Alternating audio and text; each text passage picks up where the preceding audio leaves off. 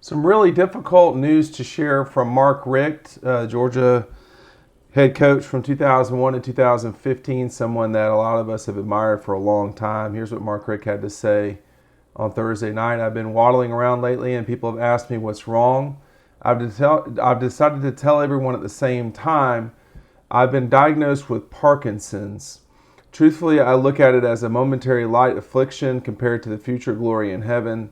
Thank you, Jesus, for promising us a future blessing of a glorified body that has no sin and no disease.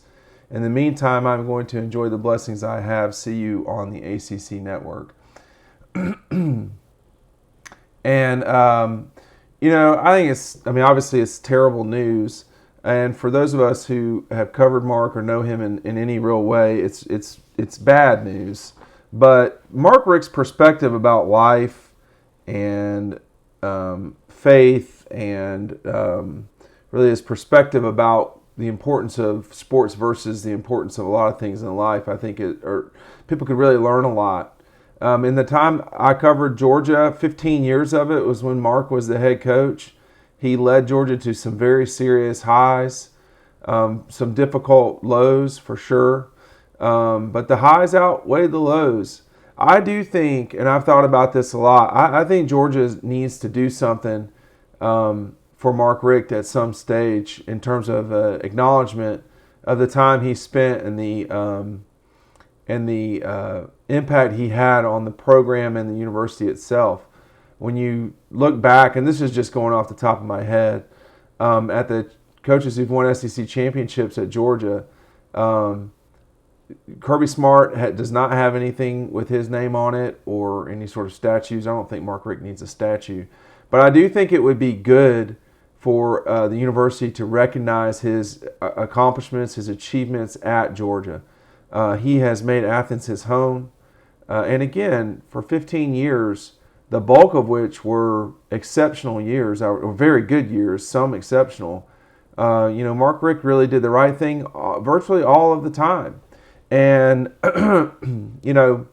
there's got to be something said for that. So I do think in the near future, Georgia's athletic department should have a moment where he's recognized.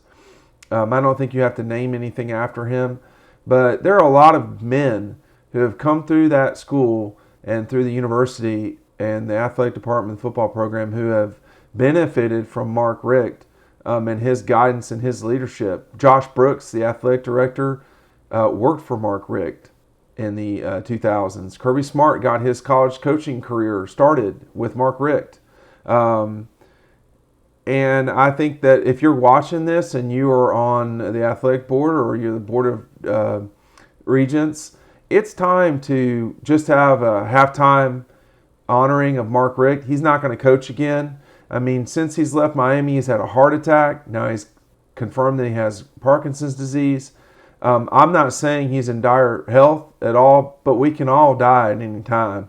And we do need to honor what he did for the university and the school and so forth. Mark Richt means a lot to me because I think there's a way that you can be and there's a way that most people are. And Mark was always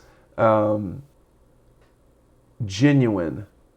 Whether I called him one time about 3 minutes before midnight, which was not the smartest move on earth, and he was not happy about that one, but or just the decency that he had. And it's sad to hear him in the condition that he's in.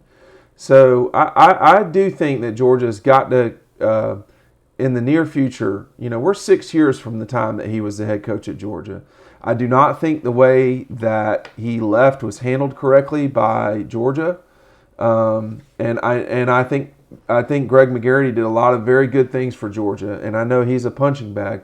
I do think that was not handled as well as it could have been. And firing someone's never easy, but that should have been handled better than it was, and on a lot of different levels. But then again, we're thinking about Mark. I don't want to call him right now because it's right on top of this news, but I do think it's important for the community that is watching Georgia Would the University of Georgia's football program be where it is right now without Mark Richt? I would tell you that I have a hard time believing that. There's no question that Kirby Smart is the right person right now to be leading the program at Georgia. At least that's what I think. But it's hard to imagine that Georgia would be where it is right now without Mark Richt's time at Georgia. Let's not forget that Georgia had lost 3 games in a row to Georgia Tech. They were upside down in a big way to Auburn and Tennessee, particularly Tennessee. They won, I think a game against the Gators in a decade. And Mark Richt came to Georgia on Christmas Eve in 2000, took the program, the day after Christmas, right on top of Christmas, took the program over, gave it stability, and went from 8-4, which certainly could have been as close to 10-2 as possible with that loss to Auburn, the loss to South Carolina, and the loss to Boston College, all within a score. He took it from 10-4 and blew the roof off the deal quick. The next season, Georgia was about as good as anyone in the country, honestly. And from that point forward until really 2009, from 2002 to 2009, the 8 years between that, Georgia was really very good on a national stage, which Georgia had not been. Keep in mind that they had not won the SEC championship for 20 years. And then Mark Richt won it on his second year. And then, of course, won it in 2005, relying on DJ Shockley. And that was really Mark's. There are a lot of teams that stick out to me in Mark Richt's time at Georgia because this is like my heyday. I was in college and had friends on the team from 1994 to really 1999.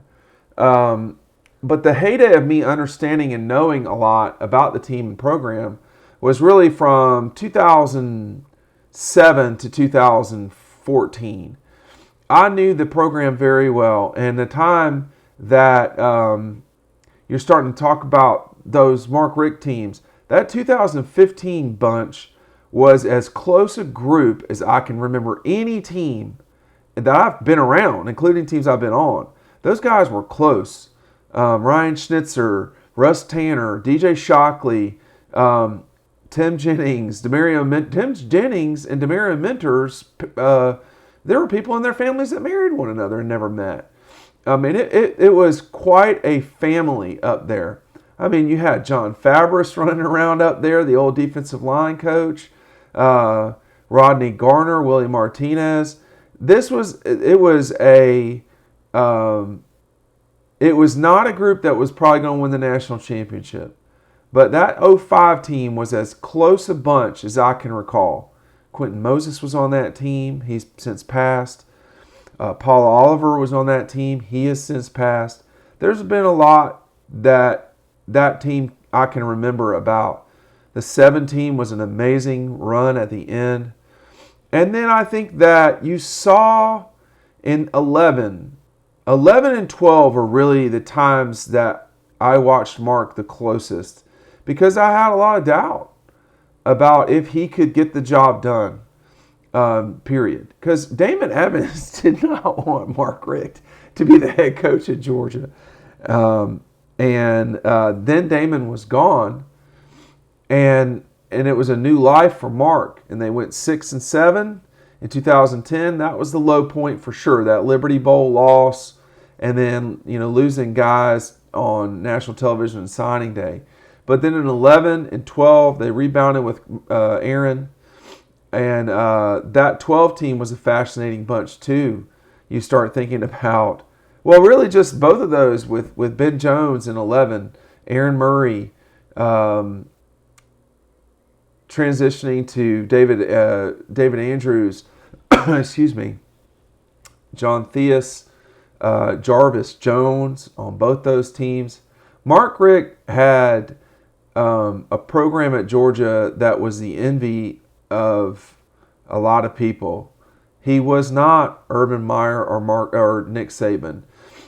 he didn't do the things those guys did. And you can read into that however you'd like. But there's something to be said for decency in this world. And we could use a hell of a lot more of it than we've got. I always have a Stuckey's scoop, which I forgot to mention at the end. And Mark Richt was not, or is not, a technologically profound person necessarily. And at the time when Blackberries and Palm Pilots were rolling around, Mark would scribble things on his hands, and you could see it when he would come into the press box or press conferences after practices, and he would call that his Palm Pilot. At the time, he would write things down and so forth. And when he said he was praying for you, he meant it. He was not just saying that. He is a. We need more people like that in life. Nevertheless, in athletics, the coaches that I had in college were great men, or are great men, and one fought for our country, and one is just a great person who's been a crazy person for a long time. Mark Richt is a different type, has a different type of passion, and he needs to be. We need to recognize that. The University of Georgia needs to recognize him and his accomplishments and what he did for Georgia. That's my Stuckey's scoop. I know it's not like some of these other ones, but Mark Richt needs to be told how much he's been appreciated. And if he's watching this right now, Mark, you were appreciated for sure.